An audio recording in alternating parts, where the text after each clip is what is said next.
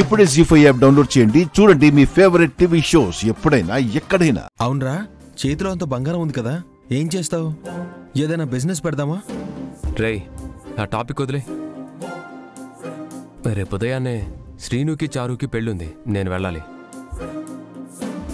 రేయ్ రేయ్ రేయ్,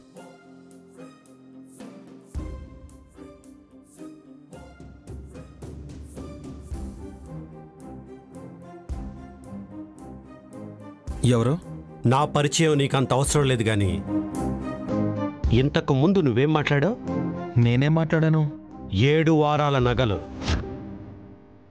రఘురాం గారి ఇంట్లోంచి దొంగతనం చేసింది ఎవరో? 7 వారాల నగలేంటి? దొంగతనం చేయడం ఏంటి? మీరేం మాట్లాడుతున్నారో నాకు అర్థం కావట్లేదు. మీరేం మాట్లాడుకున్నారో నాకు అర్థమైంది కానీ మర్యాదగా చెప్పు, రఘురాం గారి ఇంట్లో ఆ నగలు దొంగతనం చేసింది ఎవరో?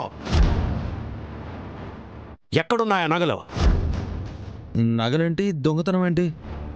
దాని గురించి నేనే మాట్లాడతాను. మీరేదో పొరపాటు పడ్డారు. అవునా? సరే అయితే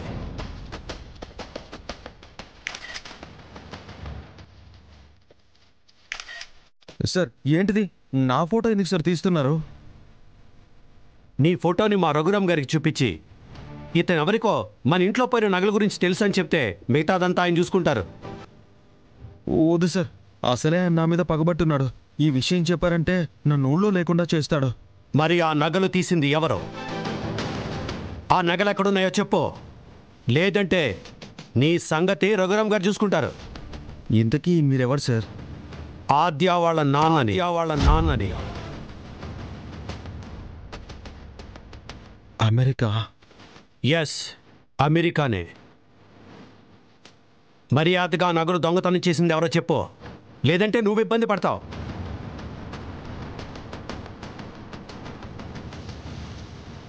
సరే, చెప్పడానికి నీకు ఇబ్బంది అయితే నీ విషయం ఏంటో కనుక్కోమని రఘురాం గారికే చెప్తాను. వద్దు సార్. మరేంటో చెప్పు, చెప్పరా. ఆ బంగారం కొట్టేసింది రఘురాం గారికి కాబోయే అల్లుడే సార్. కాబోయే అల్లుడా? అవును సార్, రామలక్ష్మిని పెళ్లి చేసుకోబోతున్న అతనే సార్.